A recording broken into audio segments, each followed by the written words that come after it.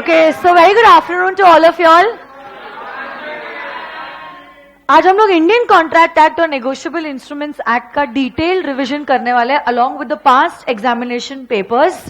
सो मैं वापस से आपको कहना चाहती हूँ, जैसे हमने लास्ट रिवीजन में किया था, this revision is for you, not. So you have to be totally involved in the revision process. Plus आप लोग क्या करोगे, आपकी जो मेन बुक है वॉल्यूम नंबर 2 उसको आपकी आंखों के सामने रखोगे. जो भी मैं सवाल पूछती हूँ उन सवालों का आपको जवाब देना है. अगर आपको जवाब देने नहीं आ रहा है, या तो अगर आपका जवाब गलत हो जाता है, please mark that particular concept in the text book itself, ताकि घर पे जाके जब आप प्रेपरेटरी लीव में ये पर्टिकुलर टॉपिक को पढ़ोगे, सो यू एग्जैक्टली नो आपके क्या वीकर सेक्शंस है, कहां पे ज्यादा फोकस करना है और कौन से टॉपिक को फास्ट ट्रैक मैनर में करना है. तो आ जाइए volume number 2 page number 34. One of our other laws, that is the Indian Contract Act 1872. एक एक करके मैं सवाल पूछ रही हूँ, आप लोग जवाब बताना. 5 तरीके के स्पेशल कॉन्ट्रैक्ट्स है हमारे इंडियन कॉन्ट्रैक्ट एक्ट में फॉर इंटर सिलेबस. सबसे पहला जो स्पेशल कॉन्ट्रैक्ट है, that is the contract of indemnity. बताओ, कॉन्ट्रैक्ट ऑफ इंडेमनिटी में कितने पार्टीज होते हैं? 2. कौन कौन? Indemnifier, indemnify. कौन प्रॉमिस दे रहा है? किसे प्रॉमिस दी जा रही है? Is the promise to make good the losses. But losses होगा क्या, ये तय है? नहीं. तो लॉसेस हो भी सकता है, ना भी हो सकता है. In short, a contract of indemnity is a contingent contract. 3 चीजें हैं जो इंडेमनिटी होल्डर, मतलब indemnified, can recover from the indemnifier. Which are these 3 things? बोलो. Amount of losses, cost of suit and the amount of compromise. कौन सी 3 चीजें? वापस से बोलो तो. Amount of losses, cost of suit and amount of compromise. Very good. Next special contract जो हमारा है, that is the contract of guarantee. क्या आप लोग मुझे बता सकते हो कि गारंटी के कॉन्ट्रैक्ट में कितनी पार्टीज होती है? कौन से 3? Principal, debtor, creditor, surety. कौन गारंटी दे रहा है? कौन गारंटी दे रहा है? श्योरिटी. किसे गारंटी दी जा रही है और किसके बिहाफ पे गारंटी लेते हो? किसकी लायबिलिटी प्राइमरी है? किसकी liability secondary and conditional? Surety. Between the surety and the debtor, अगर हमारा डेटर माइनर है तो भी क्या चलेगा, but should the surety be capable of entering into a contract. जितना पैसा, अभी देखिए, इसको इसे देना था उतना ही पैसा क्या ये इसे देगा? इसको इसे उसे, किसे समझ में आ रहा है? हाँ. एक गारंटी के कॉन्ट्रैक्ट में 3 कॉन्ट्रैक्ट्स होते हैं. बताओ. Principal, debtor, creditor. Creditor, surety. Surety, debtor. मुझे बताओगे आप लोग the differentiation between indemnity and guarantee. यहां पे कितने पार्टीज है? 2. यहां पे 2 पार्टीज के नाम बोलो. इंडेमनीफायर, यहां पर प्रिंसिपल, डेटर, क्रेडिटर. यहां पे लायबिलिटी कॉन्टेंजेंट है, यहां पे लायबिलिटी एग्जिस्टिंग है. एग्जिस्टिंग लायबिलिटी मतलब पैसा तो देना ही है, या तो हमारा डेटर देगा या तो हमारा श्योरिटी देगा. यहां पे एक कॉन्ट्रैक्ट में कितने कॉन्ट्रैक्ट है? इंडेमनिटी में एक ही है, और यहां पे एक कॉन्ट्रैक्ट में 3 कॉन्ट्रैक्ट्स है. किसके किसके बीच में? वापस से बोलो. Principal, debtor, creditor, surety. उसके बाद इंडेमनीफायर की लायबिलिटी प्राइमरी है और अनकंडीशनल है.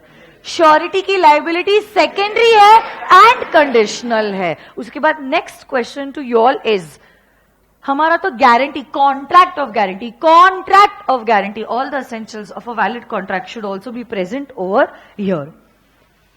Rights of surety. अच्छा एक बात बताओ, क्या एक से ज्यादा श्योरिटीज हो सकते हैं? Together they will be called as co-sure. आपका जो गारंटी है, क्या वो स्पेसिफिक गारंटी हो सकता है? क्या वो कंटिन्यूइंग गारंटी हो सकता है? कौन सी होती है वो गारंटी जो आप लेते हो for a specific transaction? Specific guarantee. और कौन सी होती है वो गारंटी जो आप लेते हो for a series of transaction? continuing guarantee. Can a continuing guarantee be revoked? Yes, but only for future transactions. क्या बात है? For the past transaction, surety remains liable. Next, rights of surety. देखो surety की rights तभी arise होती है जब वो उसकी ड्यूटीज निभाता है. और उसकी ड्यूटी क्या होती है? In the case of default by debtor, it is the duty of the surety to make the payment to the creditor. अगर श्योरिटी ने उसकी ड्यूटी निभाई है, उसको राइट्स मिलते हैं against the principal debtor, against the creditor and against the co sureties. 3 लोगों के अगेंस्ट उसको राइट्स मिलते हैं. ऐसा पीपीटी भी मैंने अपने पीपीटी बुक में दिया था. Against the principal debtor, against the creditor and against the surety. हाँ, को श्योरिटीज. सबसे पहले against the principal debtor is a right of subrogation. जैसे ही हमारा श्योरिटी क्रेडिटर को पैसे दे देता है, yes, this surety will step into the shoes of the. तो जो राइट्स क्रेडिटर के थे अगेंस्ट द डेटर, वही राइट्स श्योरिटी के हो जाएंगे against the debtor. And right of indemnity. Debtor की हरकत के वजह से जो श्योरिटी को लॉस हुआ है, उतना नुकसान वो पर्टिकुलर डेटर से रिकवर कर सकता है. Set of. श्योरिटी को पैसा देना है क्रेडिटर को, क्रेडिटर को पैसा देना है श्योरिटी को. तो ये इसे पूरा अमाउंट देगा, वो उसको बाकी का देगा. उसके बदले में हम लोग सेट ऑफ करके जो बैलेंसिंग अमाउंट है वो हम लोग सेटल कर सकते हैं. अगर ऐसा हुआ है as an additional security, debtor ने गारंटी के साथ साथ कुछ सिक्योरिटी प्रोवाइड की थी क्रेडिटर को, डेटर ने डिफॉल्ट कर दिया, श्योरिटी ने पूरा पेमेंट जो है वो कर दिया टू द क्रेडिटर. तो क्रेडिटर के पास जो भी सिक्योरिटी है क्या वो देनी पड़ेगी to the surety. Yes. And right of co sureties. Co sureties किस प्रोपोर्शन में कंट्रीब्यूट करते हैं? Equal. And they are jointly and severally liable. अगर हमने किसी को श्योरिटी के बिहाफ पे पेमेंट कर दिया है to the creditor, we have a right to recover that amount from the other co surety. Discharge of surety. जब मैं कहती हूं डिस्चार्ज ऑफ श्योरिटी, मतलब इस केस में अब श्योरिटी लायबल नहीं है. सबसे पहले डेटर और क्रेडिटर ने टर्म्स और कंडीशंस को वेरिएट कर दिया. याद कीजिए, आपकी बैंक में नौकरी लगी थी ऑन माई गारंटी, आपने आपकी सैलरी को कम कर दिया और आपने स्कैंडल करना शुरू कर दिया. जिस दिन से आपका और बैंकर का टर्म और कंडीशन चेंज हुआ है, मतलब डेटर और क्रेडिटर के बीच में टर्म्स और कंडीशंस वेरिएट हुए हैं, उस दिन से क्या श्योरिटी डिस्चार्ज हो जाता है? उस दिन से क्या श्योरिटी डिस्चार्ज होता है? मतलब पहले के कॉन्ट्रैक्ट्स के लिए क्या श्योरिटी लायबल है? हाँ है ना? उसके बाद नेक्स्ट पॉइंट एकदम ध्यान से सुनना. डेटर और क्रेडिटर ने आपस में डिसाइड किया है, डेटर और क्रेडिटर ने आपस में डिसाइड किया है कि हे debtor, I want to extend the time period for the goods that I have sold to you. Debtor और क्रेडिटर ने एक्सटेंशन ऑफ टाइम का डिसाइड किया. क्या श्योरिटी डिस्चार्ज होगा? यस. बट अगर क्रेडिटर कोई थर्ड पार्टी के साथ डिसाइड करता है फॉर एक्सटेंशन ऑफ टाइम, तो श्योरिटी डिस्चार्ज, मतलब क्या श्योरिटी लायबल होता है.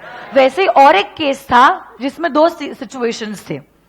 अगर creditor waives of his right to sue the debtor, तो श्योरिटी डिस्चार्ज हो जाता है, क्योंकि इससे क्या श्योरिटी की पोजीशन इंपेयर हो जाती है. मैंने आपको कहा भी था, इंपेयर मतलब टू वीकेंड, कमजोर हो जाना. बट मियर फॉरबिनेंस, वो सेंटेंस याद है आपको? Mere forbearance on the part of the creditor to sue the debtor will not discharge the surety, means the surety will be liable. अरे मैंने राइट को वेव नहीं किया, मैंने बस एक्सरसाइज नहीं किया है. अगर मैं चाहूं मैं स्यू करूं, ना चाहे तो ना करूं. मैंने नहीं स्यू किया, बट हे श्योरिटी, मेरी पोजीशन लेने के बाद तुम तो स्यू कर सकते हो ना. तुम्हारी पोजीशन इंपेयर नहीं हुई, मतलब तुम लायबल हो कि नहीं? हाँ है ना? Yes. Next, contract of bailment. Bailment में मुझे बताओ कितनी पार्टीज होती? Come on. कौन से 2? Bailor and bailee. क्या ट्रांसफर हो रहा है, ओनरशिप या पोजेशन? क्या गुड्स का होना जरूरी है? क्या डिलीवरी देना जरूरी है? क्या पर्पस होना जरूरी है? क्या पर्पस होते से गुड्स को लौटाना जरूरी है? So no goods, no bailment. No delivery, no bailment. No purpose. Delivery के 3 मोड्स बताइए. Come on. Actual, symbolic and construct. So goods are any movable property other than actionable claim and money, हाँ है ना? अच्छा, कौन goods का owner है? Baler. और कौन गुड्स का पोजेसर है? क्या यहाँ पे पर्पस कुछ भी हो सकता है? ट्रांसपोर्टेशन, सिक्योरिटी, सेफ्टी, मॉडिफिकेशन, हाँ है ना, repairs, etcetera etcetera, usage, etcetera etcetera. So the purpose can be anything. हाँ ठीक है, storage. The purpose can be anything in case of a bailment. आप लोग मुझे बताओगे बेलमेंट क्या ग्रेचुइटस हो सकते हैं? क्या ये नॉन ग्रेचुइटस हो सकते हैं? अच्छा, कहां पे कंसिडरेशन नहीं है? ग्रेचुइटस. और कहां पे कंसिडरेशन है? नॉन ग्रेचुइटस. अब एक चीज आप लोग मुझे बताओगे, हम लोग क्या करने वाले? ड्यूटीज ऑफ बेली पहले देख रहे हैं. बेली, बेली कौन है? ओनर या पोजेसर? ओनर और पोजेसर. सबसे पहली duty of every bailee is to take reasonable care of the goods. अपना ही समझ के क्या उसको गुड्स का ख्याल रखना होगा. जैसे कि ये गुड्स मेरे है तो मैं ये गुड्स का कैसे ख्याल रखता, वैसे ही आपको बेलर के गुड्स का ख्याल रखना होगा. और अगर आपने नेग्लिजेंटली बिहेव कर दिया गुड्स को संभालते वक्त या यूज करते वक्त, जो भी पर्पस है बेलमेंट का, जिसके वजह से बेलर के गुड्स को नुकसान पहुंचा है, will you be liable for these losses to the bailor? हाँ है ना? Next, can the bailee make an unauthorised use of the goods? तो जो पर्पस के लिए गुड्स को दिया है, क्या उसी पर्पस के लिए गुड्स को इस्तेमाल करना पड़ेगा? याद कीजिए, मैंने गाड़ी दी थी आपको शादी के दिन के लिए. अगर आपने अनऑथराइज यूज कर दिया गुड्स का, गुड्स को अगर कुछ नुकसान हुआ है, will you be liable towards the baler? Can the baler mix his goods with the goods, sorry, can the Bailey mix his goods with the goods of the baler? तो इसमें मैंने एक पीपीटी बनाया था, याद कीजिए. 1, अगर कंसेंट देके मिक्सिंग हुआ है तो दोनों का प्रोपोर्शनेट इंटरेस्ट होगा. बट बेलर का कंसेंट लिए बगैर बेली ने अपने गुड्स को बेलर के गुड्स के साथ मिक्स कर दिया. उसमें 2 सिचुएशन है. Goods are separable, goods are not separable. Suppose अगर गुड्स सेपरेबल है, ठीक है, चलो शांति है, we will only give the separation charges. याद कीजिए, कॉटन आपने जूट बैग्स में रखा है, 2 ब्रांड है, ए और बी. बट कभी कभार ऐसा भी हो सकता है कि गुड्स सेपरेबल नहीं है. मैंने राइस का एग्जांपल दिया था. A1 quality basmati rice baler का है और लो ग्रेड लेवल चावल जो है वो हमारे बेली वेयरहाउस कीपर का है, और उसने अपना चावल का माल बेलर के चावल के साथ मिक्स कर दिया. क्या ये गुड्स को सेपरेट करना पॉसिबल है? तब क्या करना पड़ेगा बेली को? बेली को, वेरी गुड, देना पड़ेगा compensation for the value of the goods to the bailor. कौन किसको कॉम्पेंसेशन देगा? बेली बेलर को देगा. वापस तो मुझे बताओ, अगर बेलर का कंसेंट था, क्या दोनों का प्रोपोर्शनेट इंटरेस्ट होगा गुड्स में? बट अगर कंसेंट नहीं हुआ, अब डिपेंड करेगा गुड्स सेपरेबल है या सेपरेबल नहीं है. अगर गुड्स सेपरेबल है, क्या आप सेपरेशन के चार्जेस दोगे? बट अगर गुड्स सेपरेबल नहीं है, आपको क्या देना पड़ेगा? Compensation. Not to set up an adverse title. Bailee bailor के गुड्स को अपने गुड्स नहीं कह सकता है. ये गुड्स बेलर के थे, है और रहेंगे. बेली सिर्फ है उसका पोजेसर. करीना जी को याद कीजिए, हाँ या ना? To return the goods. सुनो ना, जैसे ही पर्पस कंप्लीट हो गया, सुन रहे हो क्या मेरी बात? जैसे ही पर्पस कंप्लीट हो गया या जैसे ही समय खत्म हो गया, is it the duty of the bailee to return the goods back to the baler?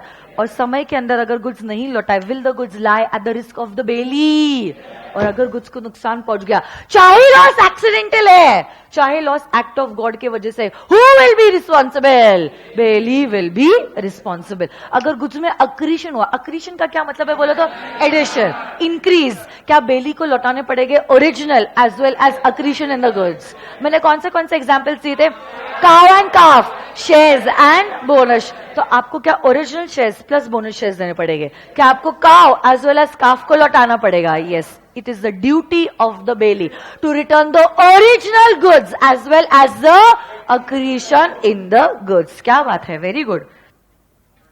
Duties of bailor to disclose the faults known. याद कीजिए, ग्रेचुइटिस, नॉन ग्रेचुइट. यहां पे डिस्क्लोज करते हैं ओनली द फॉल्ट्स नोन, यहां पे known as well as unknown. याद कीजिए, horse carriage was unfit. I did not know about the fact. Still, am I responsible? फिर मुझे बोलो, कौन सा है वो एक्सपेंस, कौन सा है वो एक्सपेंस जो बेली बेयर करता है? हाँ, ऑर्डिनरी अग्रीड, वर्ड कौन सा? नॉन ग्रेचुइटस ऑर्डिनरी एक्सपेंसेस कौन बेयर करता है? बेली। बाकी सारे एक्सपेंसेस क्या बेलर बेयर करता है? वाह क्या बात है, so proud of you. To indemnify the bailee, to indemnify means to make good the losses. दो केसेस में बेलर को बेली को इंडेमनीफाई करके देना होता है। One, because of the defective title, BMW हमारी है ही नहीं, चोरी की है, हमारा टाइटल डिफेक्टिव है, मतलब हम लोग तो बेलर है ही नहीं रियलिटी में। उसके वजह से जो भी आपको नुकसान हुआ कोर्ट कचहरी का, लॉयर का, क्या आप वो हमसे रिकवर कर सकते हो? और सेकंड है, अगर प्री मैच्योर टर्मिनेशन हो जाता है, क्या हुआ बेटा?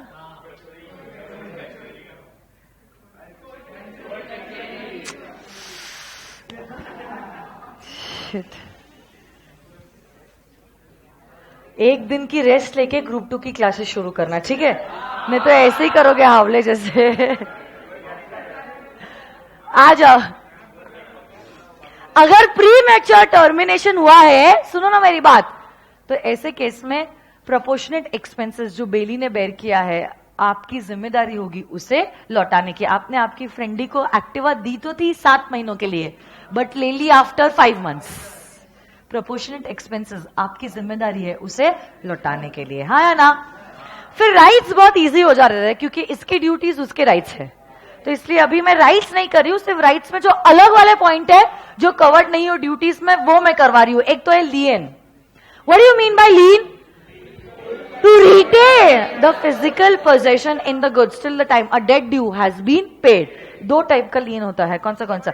General and particular. उन्हीं गुड्स पे आप लीन कर रहे हो, उन्हीं गुड्स पे जिन पे चार्जेस पेंडिंग है, उसको क्या कहते हैं? Particularly. And you can retain the goods, any goods, then that will be called as general lien. Which is more powerful? Which is less powerful? So which lien का right is given to every bailey? No, particular lien का right is given to every bailey. General lien कुछ ही लोगों को दिया जाता है, जैसे कि बैंकर्स। ये फाइंडर ऑफ लॉस्ट गुड्स हमारे फाउंडेशन के सिलेबस में भी था और इंटर में भी वापस से रिपीट हुआ है। फाउंडेशन में था कॉसी कॉन्ट्रैक्ट्स, और यहां पे हम लोग देख रहे हैं in the contract of bailment. तो मुझे बताओ, कल जाके अगर आपको कोई चीज मिल जाती है रास्ते पे, कहीं पे आप जा रहे होते हो, तो ये क्या चीज आपकी हो जाती है? So finder of goods does not become the owner of the goods, he becomes like the bailee of the goods, he becomes like the bailee. इसीलिए वापस से उसका क्रॉस रेफरेंस जो है ना, कॉन्ट्रैक्ट ऑफ बेलमेंट में आया है। पहली बात तो मुझे बताओ, if you become the bailee of the good, is it your duty to find the true owner? और जब तक ट्रू ओनर नहीं मिलता, to take reasonable care of the goods. मतलब एज अ बेली जो भी आपके राइट्स है और ड्यूटीज है वो आपको भी अट्रैक्ट करेंगे, though you are the finder of the goods, because we are treating the finder of goods as the bailee of the goods. Bailor नहीं बेटा, बेली ना। We are treating the finder of goods as the bailee of the goods. देखो ना, सुनो ना मेरी बात, मैंने आपको यहां पे बताया भी था, अगर बेलर ने मतलब ट्रू ओनर ने गुड्स के ऊपर रिवॉर्ड डिक्लेयर किया, रिवॉर्ड, तो ऐसे केस में do you have the right to get the reward? और अगर वो बंदा रिवॉर्ड ना दे, कैन यू स्यू मी? याद कीजिए मेरा स्न्यू वीक हो गया था। Can you sue me to get the rewards? But हो सकता है आपने कुछ खर्चा किया था ट्रू ओनर को फाइंड करने के लिए, ये एक्सपेंसेस के लिए you only have the right of, हाँ या ना, particular lien, but you will not be able to sue me for the expenses. Generally finder of goods can not sell the goods, but in certain circumstances finder of goods can sell the goods. One, the goods are perishable in nature. फिर उसके बाद non payment of expenses, जो expenses आपने इनकर किए हैं वो goods के 2/3 वैल्यू से ज्यादा है, हाँ या ना? और रीजनेबल डिलिजेंस से भी वो बंदा अगर मिल ही नहीं रहा है, गुमशुदा हो गया, तब उस केस में आप गुड्स को बेच सकते हो। Yes or no, guys? Yes. So these are the rights of a finder of lost goods. Yes or no, guys? Yes. Fourth kind of special contract, and that is the contract of pledge.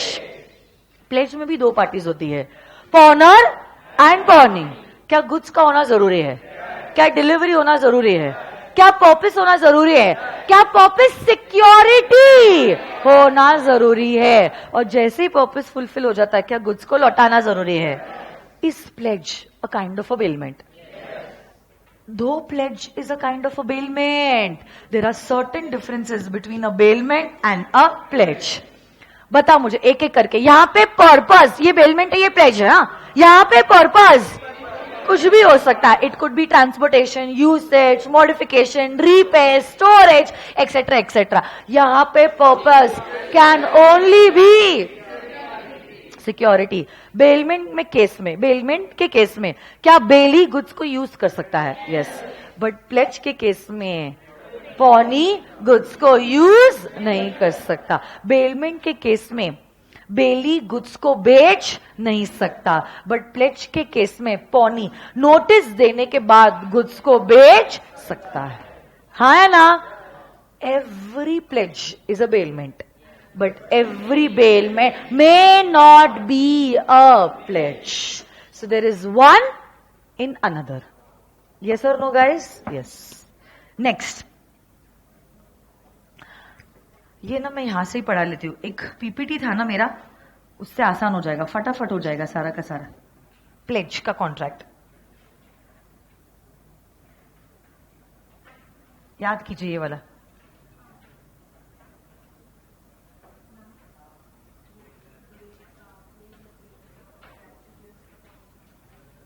क्या बताना उसमें?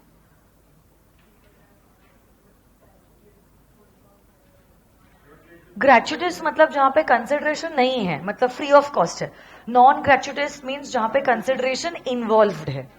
हाँ, अच्छा, difference की बात कर रहे हो क्या? ओ हाँ, और एक डिफरेंस वो बोल रही है मैम, बेलमेंट में भी ग्रेचुइटस और नॉन ग्रेचुइटस. प्लेज जो है will always be non gratuitous in nature. Okay okay, I thought you were asking me something. सुनो ना, 4 चीजें होती है. नहीं, कुछ भी मत बोलो. एसी के अंदर थोड़ी ना रह सकता है. सीरियसली ऐसे मत करो आप लोग. चुप बैठो. ठीक है, चलो कोई बात नहीं. हाँ, it is okay, I am not scared. चूहा बोल के बिल्ली की आवाज निकाल रहे हो. सुनो मेरी बात. इट इज, बेटा एम्बुलेंस का क्या संबंध है यहाँ पे, बताओ मुझे.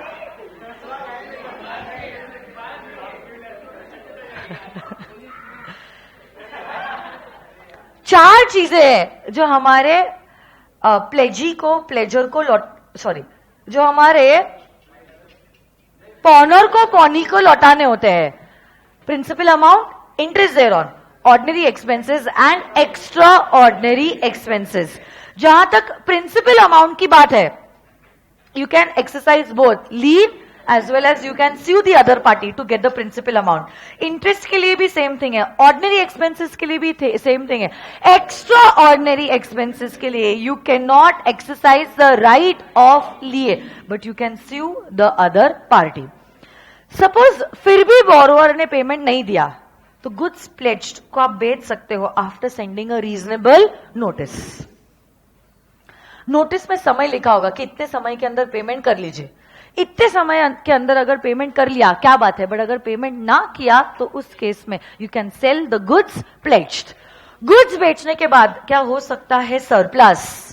सरप्लस मतलब sale proceeds are higher than the amount due. या तो हो सकता है अ डेफिसिट. डेफिसिट में sale proceeds are less than the amount due. अगर surplus हुआ है, it is a duty of the pawnee to return the surplus back to the pawner. But अगर deficit हुआ है, it is the right of the pawnee to recover the deficit from the pawnee. Yes or no, guys? Yes.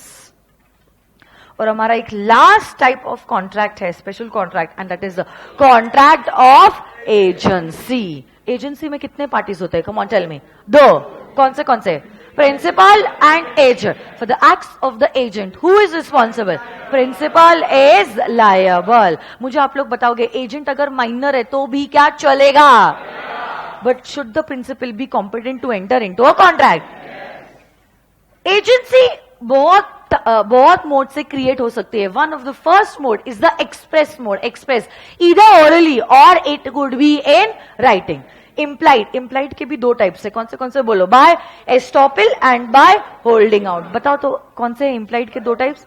एस्टॉपिल या तो holding out. Then agency can also be created by necessity, by operation of law. Example बताओ operation of law. Partnership या तो फिर companies act में a company and a director. Ratification का क्या मतलब होता है? To give subsequent approval. To give ratification अगर हो जाता है तो क्या प्रिंसिपल लायबल हो जाता है? यस. एजेंट के एजेंट को क्या कहते हैं? Does the sub agent work below the power of the agent? Sub agent is responsible to agent, agent is responsible to principal. But जो भी कॉन्ट्रैक्ट सब एजेंट ने थर्ड पार्टी के साथ एंटर किए है, the principal will be liable if the sub agent has been properly appointed. Getting this और know my dear friends? Substituted agent, सुनो ना मेरी बात. Where the principal is not in a position to appoint an agent, he tells his existing agent to appoint an agent for some other work, for some this other person appointed is known as the substituted agent. But जब हमारा original agent principal के लिए कोई दूसरा agent appoint कर रहा है, मुझे बताओ, should he exercise reasonable care and diligence? उतना ही डिलिजेंस उसको एक्सरसाइज करना पड़ेगा जैसे कि अगर वो खुद के लिए एजेंट अपॉइंट करता तो वो किसे अपॉइंट करता. वैसा ही एजेंट अपॉइंट करके देना है टू द प्रिंसिपल. एजेंट और substituted agent work at par with each other, जबकि substituted agent works below the power of the agent. नहीं याद आ रहा है आपको?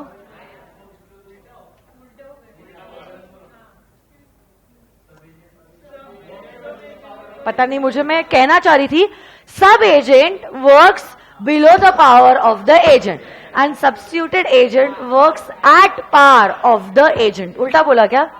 Okay, sorry, मेरी मिस्टेक है. एजेंट्स के types. Okay, on the basis of, याद कीजिए, on the basis of authority agents are divided into three types. कौन से थ्री टाइप्स है? Special agent, general agent, universal agent. तो कौन सा है वो agent who is appointed for a particular act, for a particular business?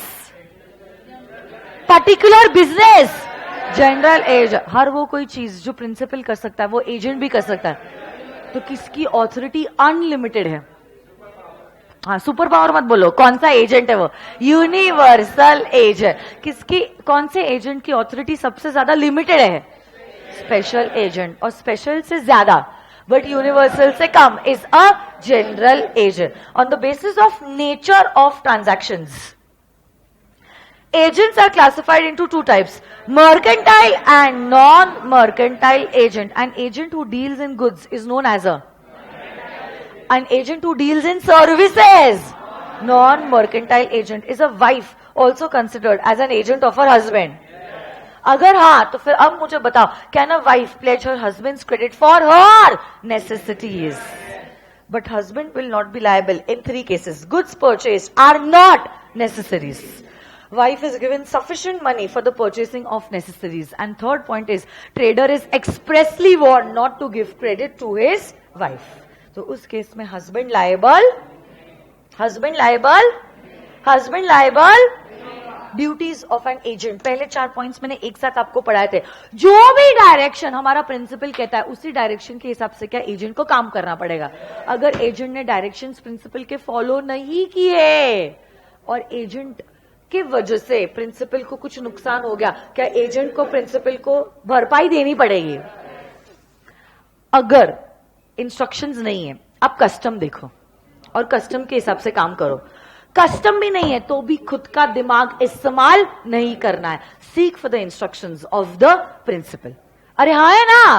और जब कभी भी आप आपके प्रिंसिपल के बिहाफ पे काम करते हो, ऐसा काम कीजिए जैसे कि बिजनेस आपका ही है। वही डिलिजेंस, वही स्किल और वही केयर आपको आजमाना पड़ेगा for doing the work on behalf of our principal. तो अगर आपका धंधा होता कि आप कोई इंसॉल्वेंट पर्सन को गुड्स क्रेडिट पे बेचते, तो प्रिंसिपल के लिए ऐसे कैसे कर दिया? आप नेग्लिजेंट थे, आपने केयरलेस एटीट्यूड बताया, आप ये लॉस के लिए लायबल रहोगे टुवर्ड्स द प्रिंसिपल। क्या हमारा एजेंट सीक्रेट प्रॉफिट कमा सकता है? अगर सीक्रेट प्रॉफिट कमा लिया और उसकी चोरी पकड़ी गई, क्या प्रिंसिपल को रीइंबर्समेंट देना पड़ेगा? Agent can not deal on his own account, अपने खुद के नाम पे उन्होंने ट्रांजैक्शन नहीं कर सकता। अगर करना भी है, सारे फैक्ट्स डिस्क्लोज करो और प्रिंसिपल का कंसेंट लो। और अगर आपने ये नहीं किया ना, you will be liable towards the principal. या तो फिर principal can resign that contract with which agent entered in his own account. Yes और नो गाइस? अरे बोलो ना। राइट्स क्या है एजेंट के? राइट्स रेम्युनरेशन पाने के, रीइंबर्समेंट पाने का और एडवांसेस पाने का। इसमें से अगर कुछ भी नहीं किया, then the agent can exercise lien. हाँ है ना? अनडिस्क्लोज प्रिंसिपल, बोलो आलिया वाला example. Who is an undisclose principal? ऐसा प्रिंसिपल जिसका नाम ही डिस्क्लोज नहीं किया गया। तो एजेंट ऐसा प्रिटेंड कर रहा है जैसे कि वो एजेंट नहीं बल्कि खुद प्रिंसिपल है। Who will be liable? Agent और प्रिंसिपल? एजेंट और प्रिंसिपल? एजेंट और principal? Agent will be liable, principal यहां पर लायबल।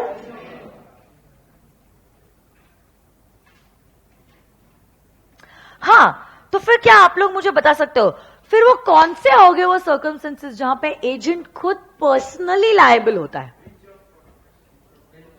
हाँ, ब्रीच ऑफ वारंटी भी है। वन, एक एक करके सारे देखते हैं।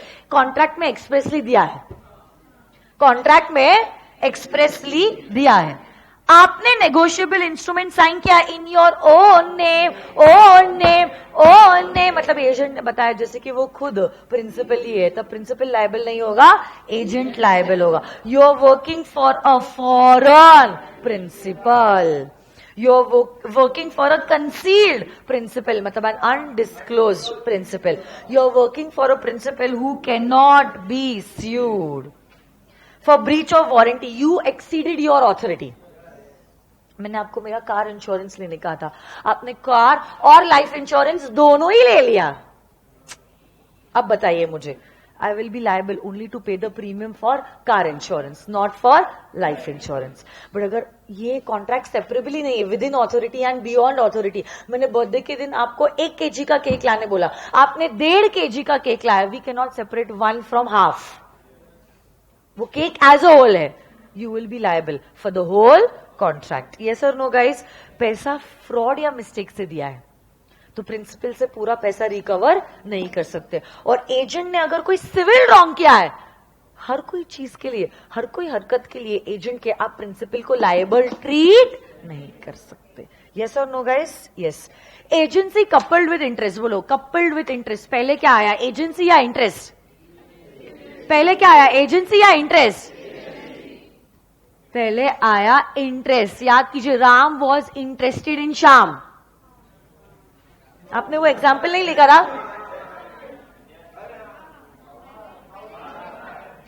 पहले you all did not write down that example. पहले क्या था, इंटरेस्ट था कि एजेंसी था?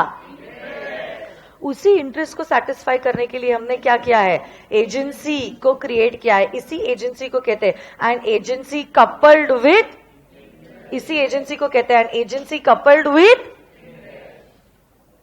ऐसी एजेंसी इररिवोकेबल होती है नेचर में।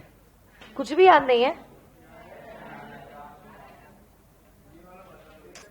एक मिनट, बार बार बार बार ये नीचे आ जा रहा है। बेलमेंट आ गया ना, यही रहा, ये देखो 202। देखो राम श्याम भी मैंने सही लिखा है। Agency coupled with interest.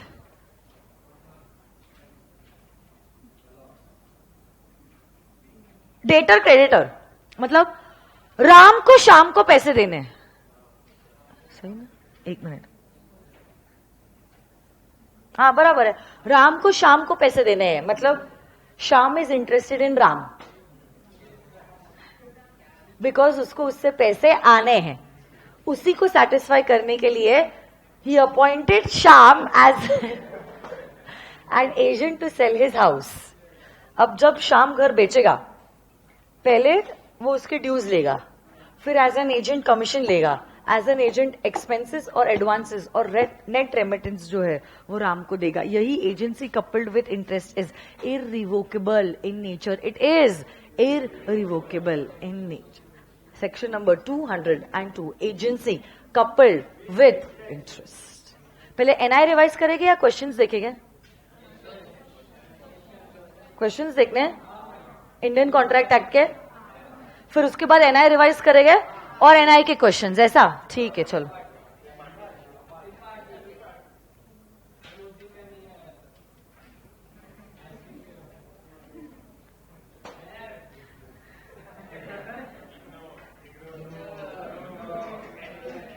क्यों नहीं आए थे बेटा? क्योंकि आप बीमार थे, और फिर और आइसक्रीम खा के बीमार होना है?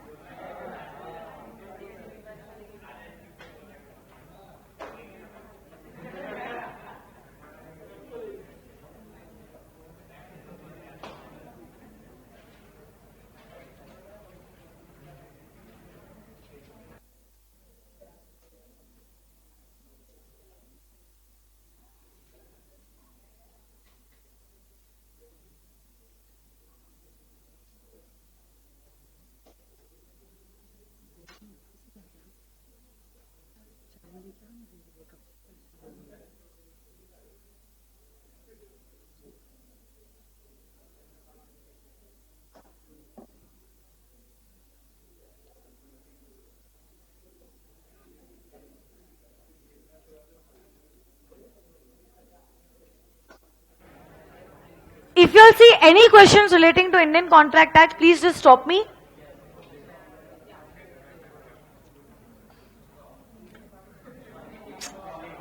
फटाफट, मेरे पास समय नहीं है, मेरे को पूरा इंडियन नेगोशिएबल इंस्ट्रूमेंट्स एक्ट भी रिवाइज करना और क्वेश्चंस सॉल्व करने हैं, तो प्लीज टाइम पास मत कीजिए, समय नहीं है मेरे पास।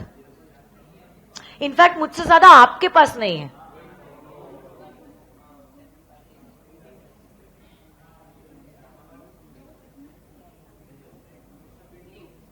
हाँ, ABC Limited sells its products through some agents, and it is not in custom of their business to sell the products on credit.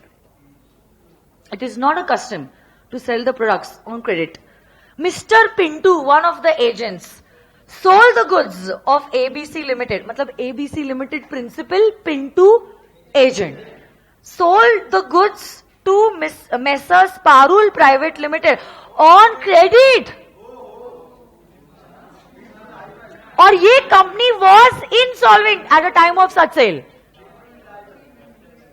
ABC Limited sued Pintu for compensation towards the loss caused due to the sale of product to Parul Private Limited. Will ABC succeed in the claim? हाँ, yes, तो मुझे पता था आप लोग जवाब दे पाओगे। क्यों? क्यों बोलो? Why?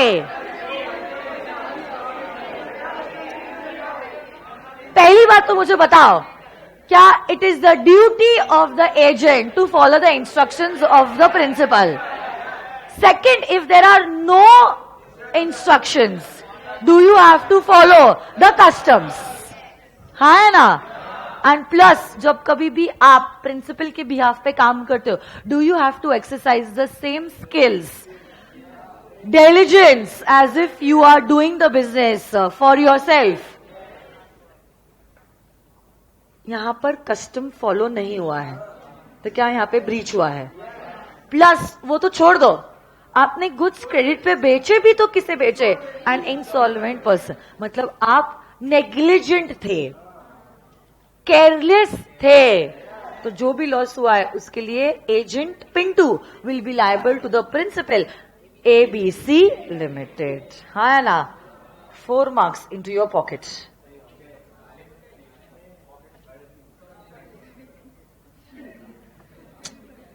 मई और नवंबर 18 2 पेपर्स कर लेते, ये इंडियन कॉन्ट्रैक्ट पता नहीं, समय मिलेगा तो आखिरी में एक साथ करेंगे, क्योंकि मुझे 45 मिनट्स कॉन्ट्रैक्ट एक्ट करने के लिए लग गए और मुझे नेगोशिएबल भी करना ही है।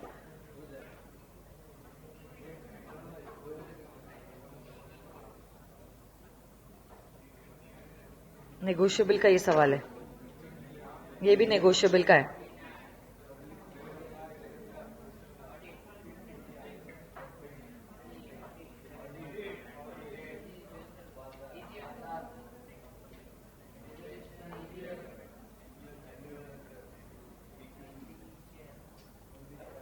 एक मिनट बेटा। Give 4 differences between bailment and pledge. Come on, bailment and pledge. यहां पे 2 पार्टीज के नाम बताओ, बेलर बेली, प्लेजर प्लेजी। यहां पे पर्पस कैन बी एनीथिंग, यहां पे purpose has to be secure. यहां पे गुड्स को यूज कर सकते हैं, यहां पे गुड्स को यूज नहीं, यहां पे गुड्स को बेच नहीं सकते हैं, यहां पे नोटिस देने के बाद गुड्स को बेच सकते हैं। सो 4 डिफरेंसेस हमारे हो गए। आराम से बेटा, संभालो अपने आप को।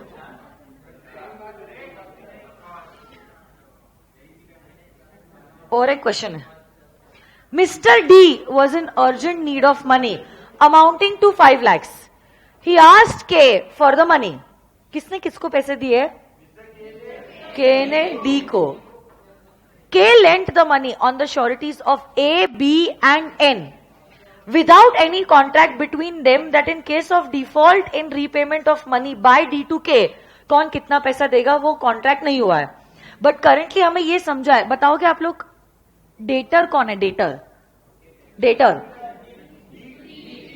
मैंने आपको कहा है जब कभी भी कॉन्ट्रैक्ट एक्ट से सवाल आता है, that to relating to guarantee, you have to draw this triangle. Who is the debtor, who is the creditor and who are the sureties? A, B and C. K ने D को कितना पैसा दिया है? 5 लाख। अभी देखो क्या हुआ है, 5 लाख ही दिया ना बराबर। D makes the default in the payment, जिसका शक था वही हुआ, डेटर ने डिफॉल्ट कर दिया।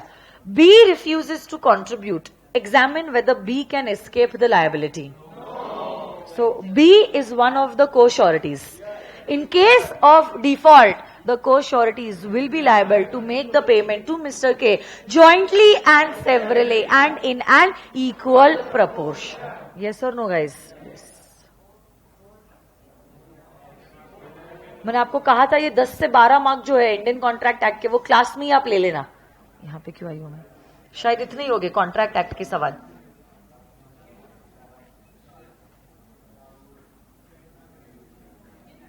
वाह, और एक सवाल है, कॉन्ट्रैक्ट एक्ट का ही है ये भी। Mister Rahul, a transporter, was entrusted with the duty of transporting tomatoes from a rural farm to a city by Ashwin. हाँ, राहुल इज द ट्रांसपोर्टर, मतलब वो एजेंट है या प्रिंसिपल है? एजेंट है प्रिंसिपल। और अश्विन कौन है उसका? Principal. Due to heavy rains Rahul was stranded for more than 2 days. Rahul sold the tomatoes below the market rate in the nearby market, where he was stranded fearing that the tomatoes may perish, मतलब खराब हो जाएंगे. Can Ashwin recover the loss from Rahul on the ground that Rahul has acted beyond his authority? But concept बोलो मुझे, concept. No, it is not goods are perishable. वो agency में नहीं आएगा यहाँ पे ये कॉन्सेप्ट। मतलब हाँ, it will B agency bye necessity. वो जो रेलवे ऑफिसर का मैंने आपको एग्जांपल दिया था,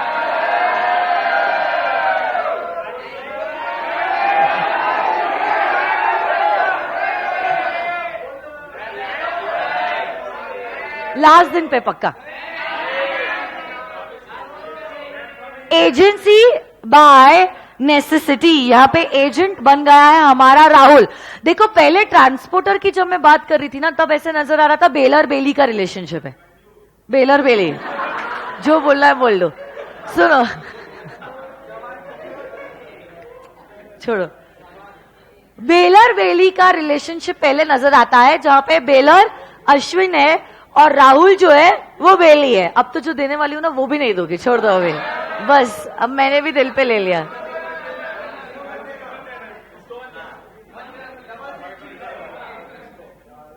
छोड़ो, अभी लास्ट दिन पे सोचा था कुछ तो अब छोड़ दो। वैसे भी मैं कंजूस हूं ना। हाँ वही तो, एग्जैक्टली रहने दो।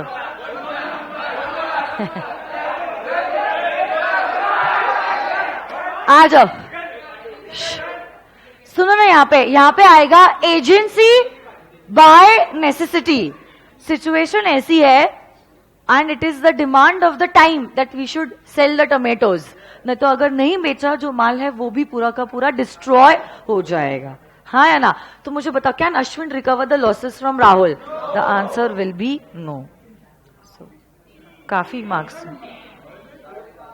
काफी सारे सवाल जो है वो पूछे गए थे इन May 2018 अटेम्प्ट। ये नेगोशिएबल का है। और एक लेती हूं मैं, और एक फटाफट फटाफट, फिर 1 बजे चालू करती हूं। NI, please tell me if there are any questions relating to contract act.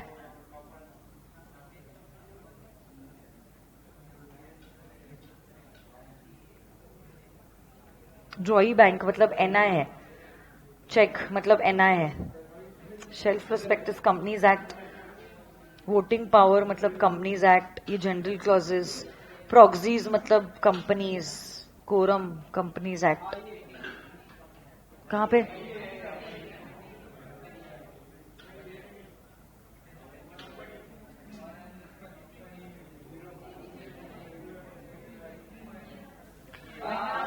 What are the rights available to a finder of lost goods under the Indian Contract Act? पहली बात तो मुझे बता, finder of lost goods, does he become the bailey of the goods? As a bailey, जो उसके rights होते हैं वो इसके भी rights हो गए। Reward के लिए first right, he can sue the original owner for the reward. जहां तक expenses की बात है, he cannot sue, but he can exercise the right of lien. Finder of lost good also has the right to sell the goods, but only under certain circumstances. 1, the goods are perishable in nature. Expenses borne are more than 2/3 of the value of the goods. Gumshuda, he cannot be found by reasonable search. The basic case में finder of lost goods can sell the goods found. Yes or no, guys? Yes.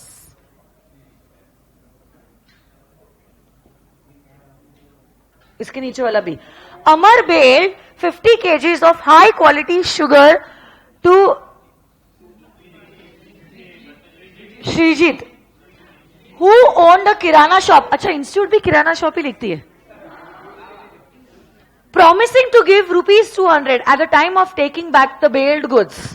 मतलब basically ये जो bailment it is for consideration, not gratuitous. Shrijit's employee, unaware of this, mixed 50 kgs of sugar belonging to Amar with the sugar in the shop and packed it for the sale when Shrijit was away. क्या यहां पे हुआ है? Mixing of goods. Goods जो mix हुए वो क्या है? Sugar, not separable. This came to the light only when Amar came asking for the sugar he had bailed with Shrijit at the price of the specific quality of sugar was trebled. What is the remedy available to Amar? Amar can ask for compensation from Shrijit because without his authority the goods were mixed and the goods are not separable in nature, so we can ask for compensation.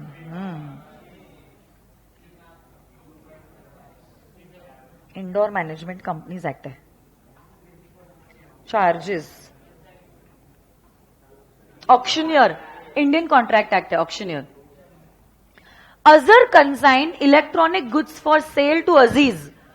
Aziz employed Rahim, a reputed auctioneer, to sell the goods consigned to him through auction. Aziz authorized Rahim to receive the proceeds and transfer the proceeds once in 45 days.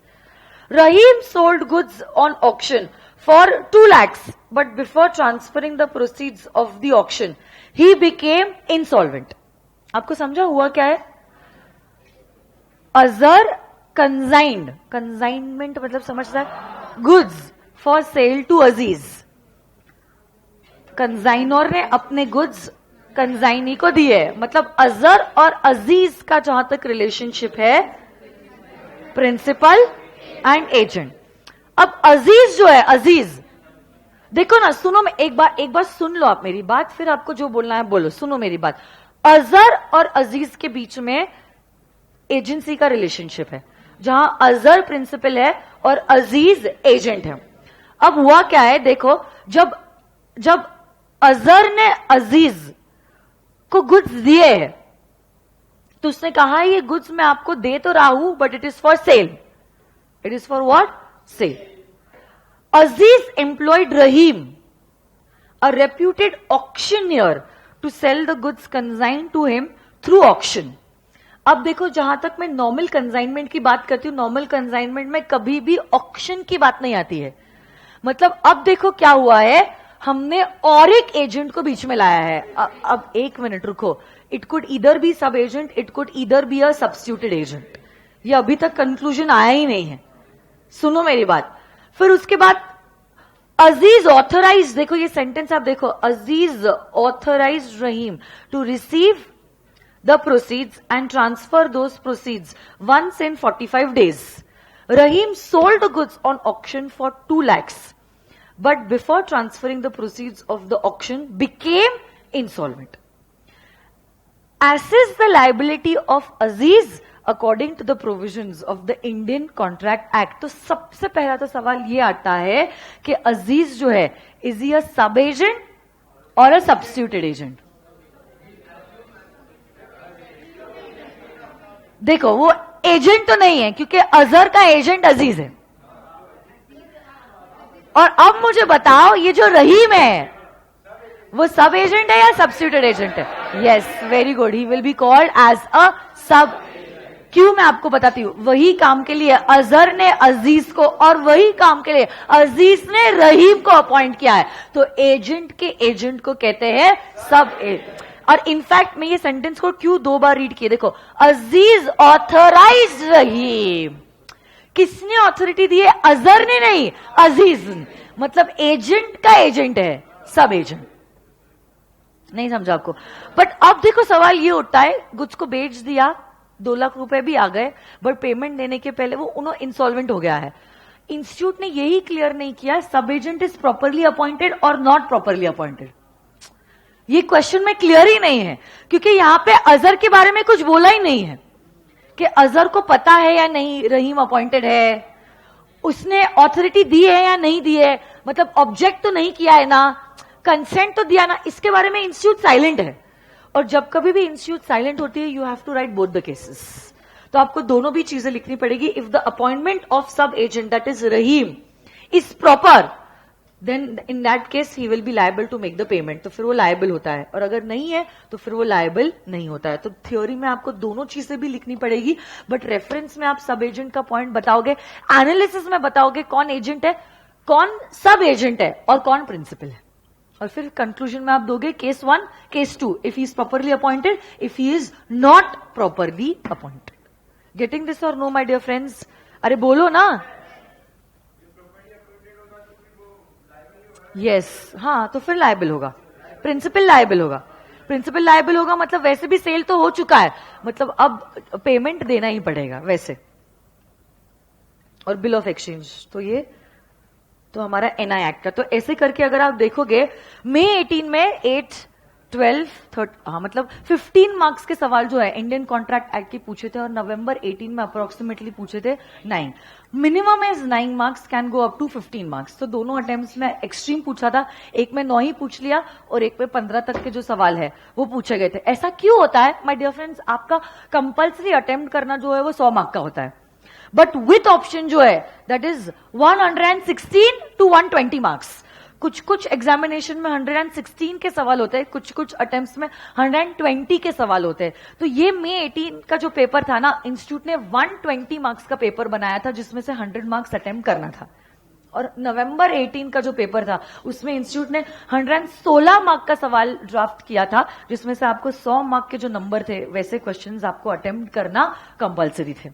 तो उसके हिसाब से क्या हो जाता है, minimum तो 9 marks fix ही है। 3 क्वेश्चंस होते हैं 3-3 मार्क्स के, या तो कभी कभार इंस्टीट्यूट इंडियन कॉन्ट्रैक्ट एक्ट में 2 सवाल पूछता है, 5 और 4, 9 मार्क्स। हाँ, कंपल्सरी वाले। और फिर जो ऑप्शन का होता है, या तो वो 3 के लिए पूछ सकता है, या तो वो 4 के लिए पूछ सकता है, या तो वो ना भी पूछे, ऐसा भी हो सकता है। या तो फिर जैसे कि नवंबर 18 में 3 3 3 वैसा भी इंस्टीट्यूट कर सकता है। तो फिर minimum weightage of Indian contract act is approximately 9 marks. Actually other laws में वही है, 10 10 10 10, तीनों अदर लॉज है। मिनिमम, मैक्सिमम कितना भी जा सकता है वो इंस्टीट्यूट का भरोसा नहीं है, बट मिनिमम तो 10 10 10 10 इंस्टीट्यूट हर अदर लॉज में से पूछने वाली है। आ जाओ to the revision of the negotiable instruments act. Come on, textbook पे आ जाइए, come on, fast fast.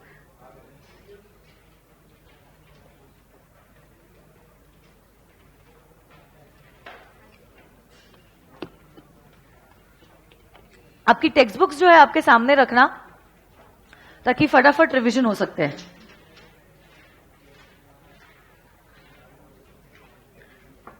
Promissory note, come on tell me how many parties are there in a promissory note? कौन कौन? Maker and कौन primarily liable है? Maker. किसको payment मिलने वाला है? क्या प्रॉमिस का होना जरूरी है? क्या प्रॉमिस अनकंडीशनल होना जरूरी है? Should the promise be to pay a certain sum of money and money only? हाँ है ना? हमारे promissory note में क्या स्टैंपिंग की जरूरत होती है? And who signs the promissory note? Promisor मतलब the maker. Bill of exchange में कितनी पार्टीज होती है? Come on tell me. कौन से 3? ड्रॉवर, ड्रॉई, पे। कौन प्राइमरली लायबल है? ड्रॉई। किसकी लाइबिलिटी? सेकेंडरी एंड कंडीशनल है। ड्रॉवर। किसको पेमेंट मिलने वाला है? एक बार ड्रॉई बिल को एक्सेप्ट कर देता है, he will be called as the acceptor of the bill of exchange. क्या बिल ऑफ एक्सचेंज में ऑर्डर होता है? क्या ऑर्डर अनकंडीशनल होता है? Should the order be to pay a certain sum of money only? Yes और no guys? Is a cheque a kind of a bill of exchange? But cheque के case में क्या ड्रॉई हमेशा एक बैंकर ही होता है? चेक के केस में स्टैंपिंग की जरूरत नहीं होती, एक्सेप्टेंस की जरूरत नहीं। Who signs the check?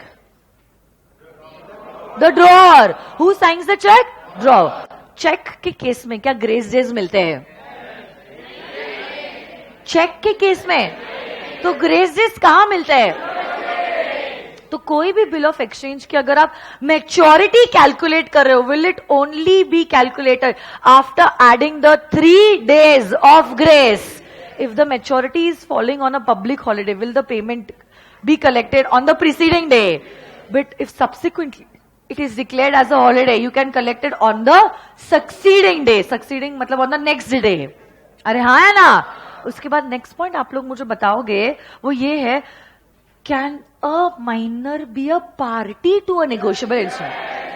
But can he be held liable on a negotiable instrument? So कोई भी इंस्ट्रूमेंट, ओके, उस इंस्ट्रूमेंट में वही पर्सन लायबल हो सकता है जिसमें है capacity to contract. Section number बताओ, सेक्शन नंबर 26। यस और नो गाइज? यस। कंसिडरेशन के बिगर इंस्ट्रूमेंट बना है। No consideration. अकोमोडेटिंग पार्टी और अकोमोडेटेड पार्टी को एक दूसरे के अगेंस्ट कोई भी राइट्स, बट यही इंस्ट्रूमेंट अगर ट्रांसफर होते होते चले जाता है to a holder for value, holder for consideration, can this person collect the amount on the instrument? Partially consideration is present, partially consideration is absent. जितना कंसिडरेशन प्रेजेंट है, क्या उतना पेमेंट आप रिकवर कर सकते हो? हाँ है ना? What do you mean by an incoherent instrument? Come on tell me. कोई भी इनकम्प्लीट इंस्ट्रूमेंट अगर आपको मिला है, क्या आपका प्राइमा फेसी राइट बन जाएगा to complete this incomplete instrument? अच्छा, अगर आपने कुछ फ्रॉड किया और हायर अमाउंट भर दिया, you can not recover 1 single rupee more than the amount that was due to you. But HDC can recover the complete amount but not exceeding the amount covered by the stamp. क्या बात है, very good. बताओगे आप लोग मुझे what do you mean bye endorsement? Endorsement से क्या आप आपका राइट टू कलेक्ट मनी किसी और को ट्रांसफर करते हो? क्या एंडोर्समेंट राइटिंग में होना जरूरी है? Should it be signed? Signed by the holder. Types of endorsement, memory technique, come on बोलो। See the GPRS। G is for, P is for, R is for, S is for, सी स्वर, conditional के 3 type बताओ, sense रिकॉर्स, facultative, contingent endorsement. क्या ये? Negotiation back. अगर instrument की party को instrument endorse होते होते वापस मिल जाता है तो उसी को कहते हैं एज अ नेगोशिएशन। जब कभी भी नेगोशिएशन बैक होता है are the intermediary parties discharge, but अगर सैंस रिकॉर्स एंडोर्समेंट हुआ तो इंटरमीडिएटरी पार्टीज डिस्चार्ज नहीं होती है। Tell me who is a holder? 4 conditions बताओ होल्डर बनने के लिए। Come on tell me. You should be having you should be entitled to the possession in your, and entitled to recover on the amount on the negotiable holder for consideration. 1, 2, 3, 4 and holder in due course के 8 point अच्छे से बोलो। Possession, entitled to the possession, entitled to the possession in your own, entitled to recover the amount on the negotiable instrument, good faith without negligence before maturity and for consideration। जैसे instrument holder in due course के हाथों में आता है क्या सारे के सारे पाप धुल जाते हैं? Section number talks about holder in due course. Next question to you all is, if I give you a gift, will you become holder for value or holder in due course? Crossing 2 ही type का हो सकता है। कौन से है ये 2 type of crossing? General and special.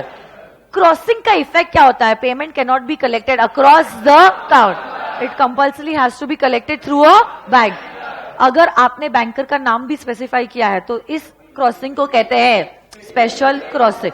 अगर आप कोई भी बैंकर के थ्रू पेमेंट कलेक्ट कर सकते हैं तो ये क्रॉसिंग को कहते हैं जनरल क्रॉसिंग। इसी क्रॉसिंग में आप 2 तरीके की रिस्ट्रिक्शन ऐड कर सकते हो, account pay and are not negotiable marked checks negotiable, yes, are not negotiable marked checks negotiable, yes। तो होता क्या है? एचडीसी का कॉन्सेप्ट अप्लाई नहीं होता। Very very very very very important. Protection to paying banker, protection to collecting banker, याद है आपको? अगर पेमेंट ड्यू कोर्स में दिया है चाहे एंडोर्समेंट फॉर्ज्ड है, फिर भी क्या हमारी पेइंग बैंकर प्रोटेक्टेड है? तो क्रॉस चेक है, अक्रॉस द काउंटर पेमेंट नहीं दिया है, थ्रू अ बैंकर दिया है।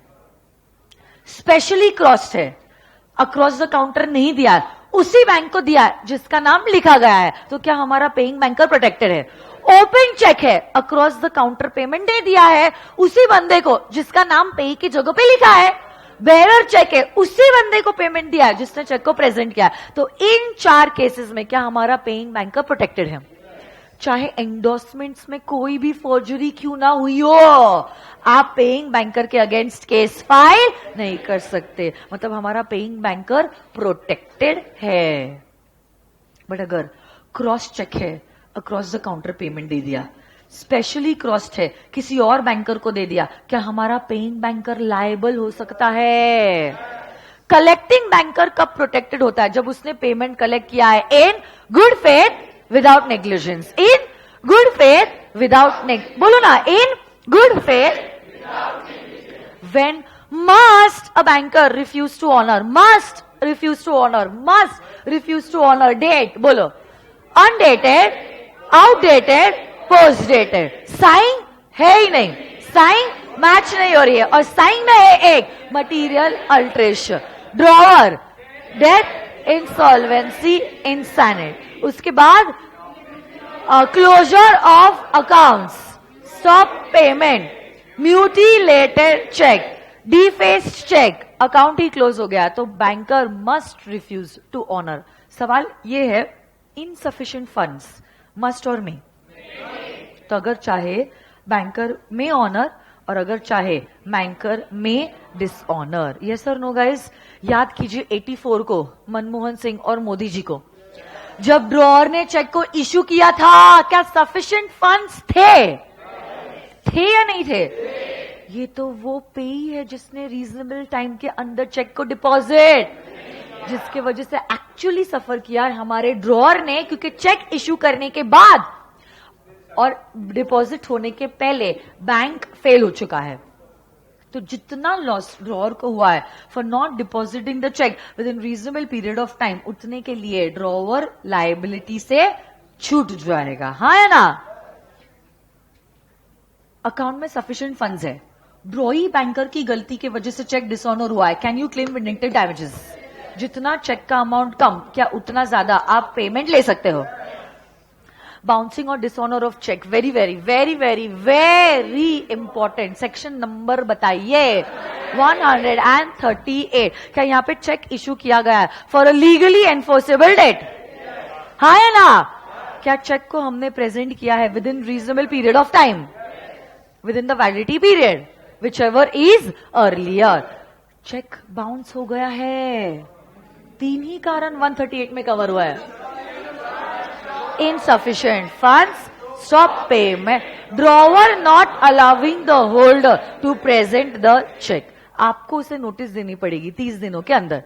इसी नोटिस में 15 दिनों का समय लिखना होगा। 15 दिनों में पेमेंट कर दिया, क्या बात है, और अगर पेमेंट नहीं किया तब 1 महीनों के अंदर you will go to the court of, कौन से कोर्ट ऑफ लॉ में हमने अमेंडमेंट देखा था? अगर चेक ओपन चेक है, ओपन चेक, ड्रॉई बैंक जहां पे सिचुएटेड है उसी कोर्ट के जुरिस्डिक्शन में। बट अगर चेक क्रॉस्ड चेक है, कलेक्टिंग बैंकर जिस एरिया में है उसी एरिया के कोर्ट में आप एप्लीकेशन दोगे। सजा कौन सी हो सकती है 138 के अंदर? बोलो। Maximum 2 years of jail, maximum 2 times the amount of the cheque as fine और both fine as well as jail. क्या बात है, वेरी गुड। मटीरियल अल्ट्रेशन 2 ही केसेस में हो सकता है, जब लीगल इफेक्ट चेंज हुआ या राइट्स या लायबिलिटीज चेंज हुई है। जैसे ही मटीरियल अल्ट्रेशन हो जाता है, all those parties who did not give consent to the material alteration will get discharge. But कुछ मटीरियल अल्ट्रेशन है जो लॉ मेकर ने अलाउ किए, जैसे कि क्रॉसिंग, रिस्ट्रिक्शन डालना, filling the blanks of an inchoate instrument, conversion of blank endorsement into full, ये सारी चीजें अलाउड है। तो यहां पे इंस्ट्रूमेंट डिस्चार्ज, एक्सेप्टेंस, अगर मैं बोलती हूं एक्सेप्टेंस, एक ही इंस्ट्रूमेंट में एक्सेप्टेंस का क्वेश्चन अराइज होता है, and that is a bill of ex. कौन एक्सेप्टेंस देता है? ड्रॉई। और ड्रॉई एक्सेप्टेंस देने के बाद will be called as the acceptor. मुझे बताओ ना एक बात, एक्सेप्टेंस क्या राइटिंग में होना जरूरी है? क्या सिग्नेचर होना जरूरी है? क्या साइंड लिखना जरूरी है? सॉरी, एक्सेप्टेड लिखना जरूरी है? एक्सेप्टेड लिखना जरूरी नहीं। यही एक्सेप्टेंस के 2 टाइप्स है, qualified and general acceptance. So any acceptance without any conditions attached is known as a general acceptance. अगर कंडीशन से आपने एक्सेप्टेंस दिया है, इज अ क्वालिफाइड एक्सेप्टेंस। हाँ, dishonour due to non accept, a bill can also get dishonour due to non acceptance. और कौन से है वो सिचुएशंस जहां पे bill gets dishonour due to non acceptance? 48 hours के अंदर ड्रॉई ने बिल को एक्सेप्ट नहीं किया है, एक से ज्यादा ड्रॉइज है, और ये जो ड्रॉइज है ये पार्टनर्स नहीं है, और सबने साइन नहीं किया है, तो dishonour due to non acceptance. Drawee fictitious person है, ड्रॉई गुमशुदा है, ड्रॉई माइनर है, incapable to enter into a contract, या तो क्वालिफाइड एक्सेप्टेंस दिया है और होल्डर ने कंसेंट नहीं दिया है, तो माना जाएगा bill has got dishonour due to non acceptance. वापस से बता सकते हो क्या, कब बिल डिसऑनर होता है due to non acceptance? 48 hours के अंदर ड्रॉई ने बिल को एक्सेप्ट नहीं किया, ड्रॉई फिक्टिशियस है, ड्रॉई गुमशुदा है, ड्रॉई इनकैपेसिटेड है। 3 पॉइंट्स बताता हूं, ड्रॉई फिक्टिशियस है, ड्रॉई गुमशुदा है, और ड्रॉई इनकेपेबल है। ड्रॉई एक से ज्यादा है, और ये एक से ज्यादा लोग पार्टनर्स नहीं है, और सबने साइन नहीं किया। और एक लास्ट केस है, क्वालिफाइड एक्सेप्टेंस था और होल्डर ने कंसेंट नहीं दिया, तो माना जाएगा bill has got dishonour due to non acceptance. Fictitious कौन है? ड्रॉअर, ड्रॉई या पेई? अंडर सेक्शन नंबर 42 पेई इज फिक्टिशियस, 2 पेई इज फिक्टिशियस। अगर ये बिल एचडीसी के हाथों में जाता है, क्या हमारे ड्रॉई को पेमेंट एचडीसी को देना पड़ेगा? क्या सारे के सारे पाप धुल जाएंगे? फिर याद कीजिए, drawee in case of need, acceptance for honour and payment for honour. हम दो लोगों के नाम लिख रहे हैं ड्रॉई की जगह पे कि पहले तो ओरिजिनल ड्रॉई के पास जाओ, अगर वो एक्सेप्ट नहीं करता है तो आप इस दूसरे drawee in case of need के पास भी जा सकते हो। Drawee in case of need की लायबिलिटी तभी अराइज होगी जब original drawee in case of need acceptance नहीं देता है। Acceptance for honour of the drawer and payment is for the honour of the acceptor. हाँ, मतलब ड्रॉई। हाँ है ना? अरे बोलो ना। उसके बाद discharge of a negotiable instrument and discharge of a party to a negotiable instrument. Memory technique, come on, P बोलो, payment. C is for cancel, R is for, N is for, O is for, M is for material alteration and Q is for qualified acceptance. उसके बाद next next next next next next कल का जो मैंने किया था 143A and 148, याद कीजिए। सबसे पहली बात तो मुझे बताओ, 143A रेट्रोस्पेक्टिव है या प्रोस्पेक्टिव है? रेट्रोस्पेक्टिव है या प्रोस्पेक्टिव है? Prospective. But 148 is retrospective in nature. Yes और नो गाइज? 143A कहता है जब कभी भी हमारा पेई ड्रॉअर के अगेंस्ट केस फाइल करता है उसे 20% of the amount of the cheque deposit करना पड़ता है विद इन 60 डेज और सफिशिएंट कॉस्ट दिया तो विद इन 30 डेज। हाँ या ना? बट अगर ऐसा फाइनली साबित होता है कि हमारा ड्रॉअर जो है he is not guilty, he is innocent, तब ऐसे केस में ये जो अमाउंट डिपॉजिट करवाया था क्या हमारे पेई को ड्रॉअर को लौटाना पड़ेगा? That too with interest. Interest at a bank rate prescribed by RBI on the first day of the financial year। और 148 जो है वो रेट्रोस्पेक्टिव है या प्रोस्पेक्टिव है? जब कभी भी आप हायर अपील के लिए जाते हो आपको 20% of the compensation amount deposit करना होता है within a period of 60 plus 30 days.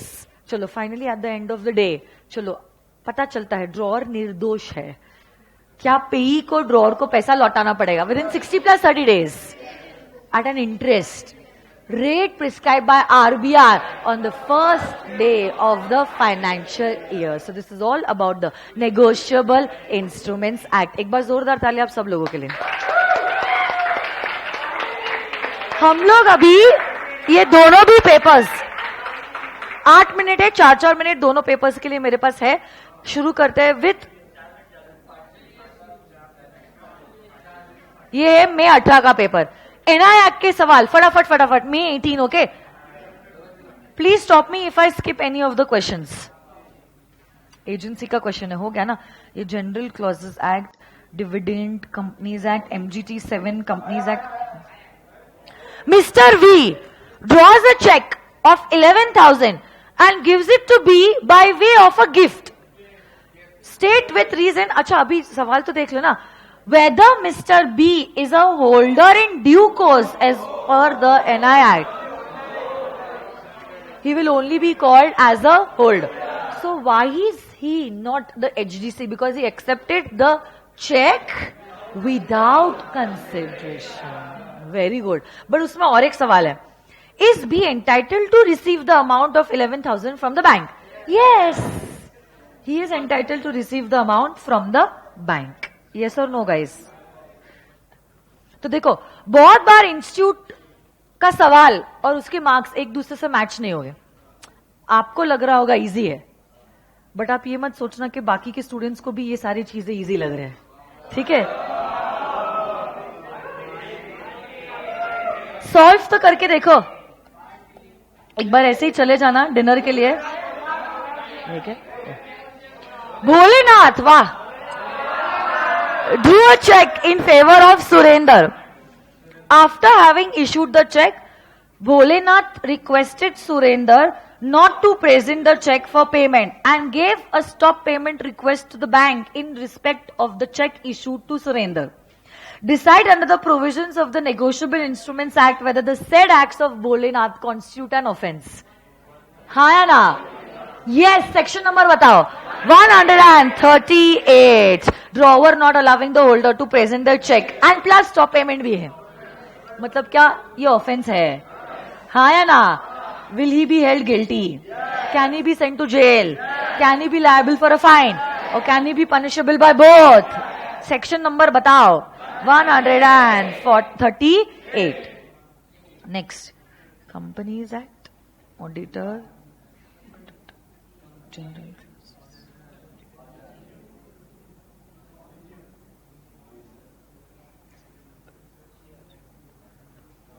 ये क्या है? शेयर्स है। बायबैक, ये भी हमारा हुआ था, बायबैक रजिस्टर।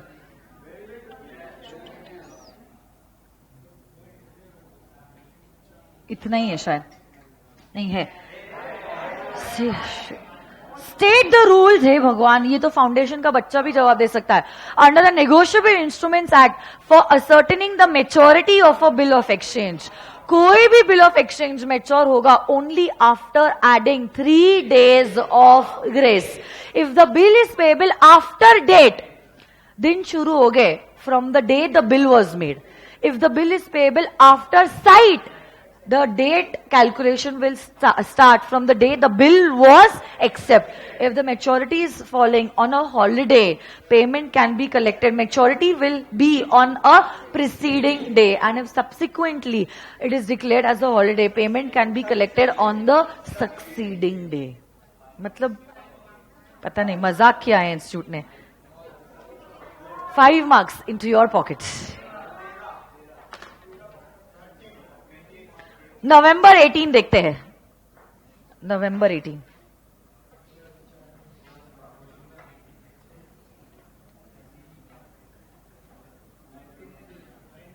सब करेंगे बेटा, टाइम तो होना चाहिए ना।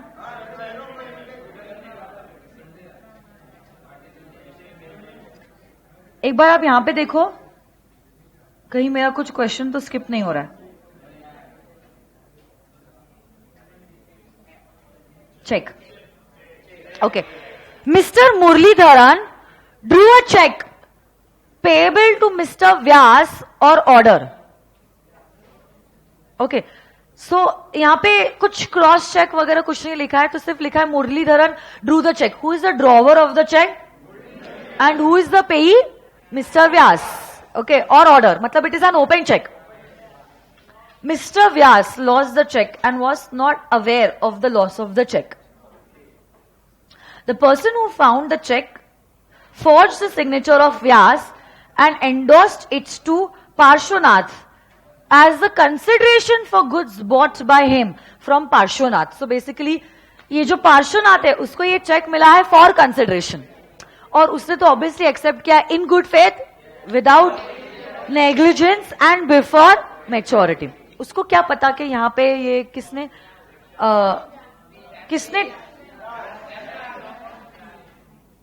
नहीं, जो वो पर्सन, उसका नाम ही नहीं दिया है जिसने ये कांड किया है। ओके, मिस्टर पार्श्वनाथ, हाँ obviously it is an open cheque. So mister Parshvanath encashed the cheque on the very same day from the drawee bank, क्योंकि ओपन चेक का पेमेंट कहां कलेक्ट होता है? Across the counter. तो पार्श्वनाथ एचडीसी है, अक्रॉस द काउंटर गए, cheque present किया और पेमेंट ले लिया। Mister Vyas intimated the drawee bank about the theft of the cheque after 3 days। Meantime व्यास को समझ में आया कि उनका जो चेक है वो खो गया है, so he intimated the drawee bank. But जब तक तो ड्रॉई बैंक ने ऑलरेडी पार्श्वनाथ को पेमेंट कर दिया था। Examine the liability of the drawee bank. मुझे बताओ, can Vyas sue the drawee bank? आप सिर्फ नो मत बोलो, मुझे बोलो why he can not sue. Will the drawee bank be protected? Because payment has been made in due course. It is an open check order, क्योंकि नाम लिखा हुआ है, and payment is made to the person who is holding the cheque. तो पार्श्वनाथ का नाम है और पार्श्वनाथ को ही पेमेंट दिया गया है। Plus my dear friends, the Droi bank will be protected notwithstanding the fact that any endorsement turns out to be a forgery. Yes or no guys? यहाँ पे ओरिजिनल ड्रॉवर की साइन फॉर्ज नहीं है, ड्रॉई की नहीं रे, पेई की साइन फॉर्ज है। ड्रॉई तो बैंक होता है ना, यहाँ पे 2 पेई की सिग्नेचर फॉर्ज है, फिर भी ड्रॉई बैंक प्रोटेक्टेड है।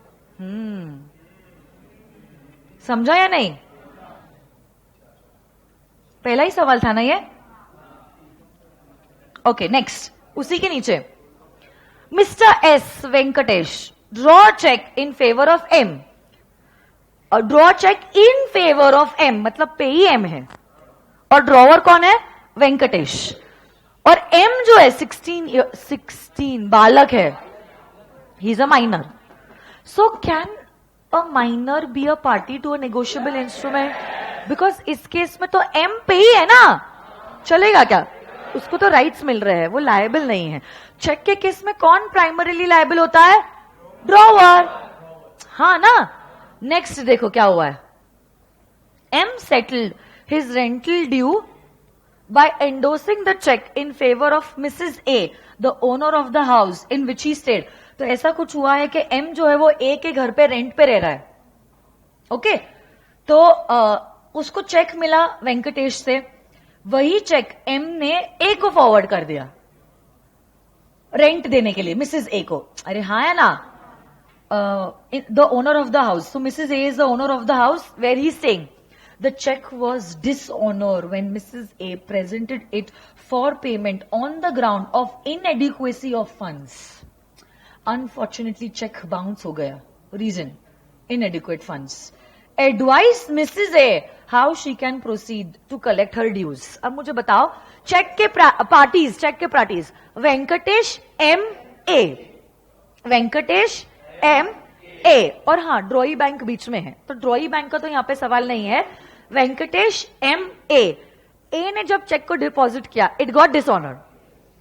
HDC है हमारी Mrs A, she can sue any prior party. Advise Mrs A, who can she sue? Only S Venkatesh. She can not sue M. Why? Because a minor cannot be held liable on a negotiable instrument according to section number 26. Yes or no, guys? So वैसे भी case is not maintainable against M. She has no option. और एक prior party सिर्फ वेंकटेश ही बचता है. She has to file a case against Venkatesh only. अगर बहुत सारी पार्टीज होती तो हो सकता है किसी और के अगेंस्ट भी, बट यहां पे दो ही प्रायर पार्टीज है, एम और वेंकटेश। एम के अगेंस्ट केस मेंटेनेबल है नहीं, तो ए को हम एडवाइस करेंगे to file a case against S Venkatesh. Yes और नो गाइज? यस।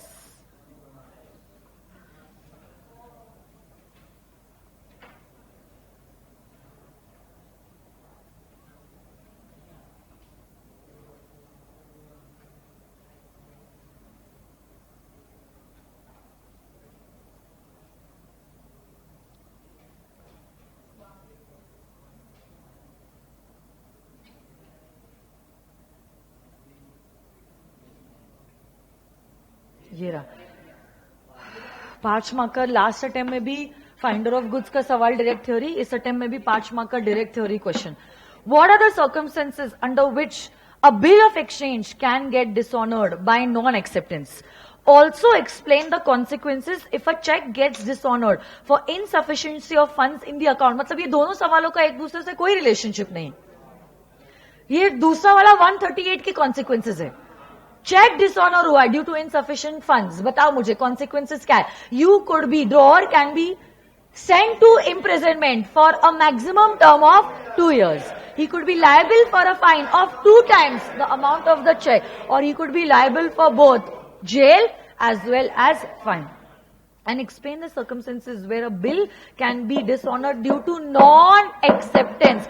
48 hours के अंदर ड्रॉई ने एक्सेप्टेंस नहीं दिया, ड्रॉई फिक्टिशियस है, ड्रॉई गुमशुदा है, ड्रॉई माइनर है, मतलब incapacitated to contract. Qualified acceptance था और होल्डर ने रिजेक्ट कर दिया है, bill will be called as dishonoured due to non acceptance. एक से ज्यादा ड्रॉइज है और ये ड्रॉइज पार्टनर्स नहीं है और सबने साइन नहीं किया, it will be considered as if a bill has got dishonoured due to non accept. अब देखो ऐसे सवाल अगर आते हैं, लेट मी टेल यू, आपको जितना आता है आप लिख दो। ऐसा नहीं होता है कि सारे पॉइंट्स लिखे तो ही सारे मार्क्स मिलते हैं। जैसे आपके प्रैक्टिकल सब्जेक्ट्स में स्टेप वाइज मार्किंग होता है ना, same methodology is also for theory papers.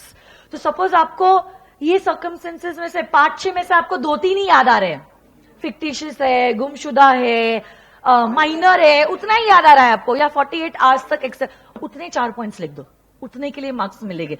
और दूसरा पार्ट का पूरा आ रहा है ना, जेल फाइन दोनों भी, तो वो लिख दो। जितना आपने लिखा है उतने के लिए आपको मार्क्स मिलेंगे। आप ऐसे मत सोचो कि आधा ही आ रहा है तो आधा क्या लिखो।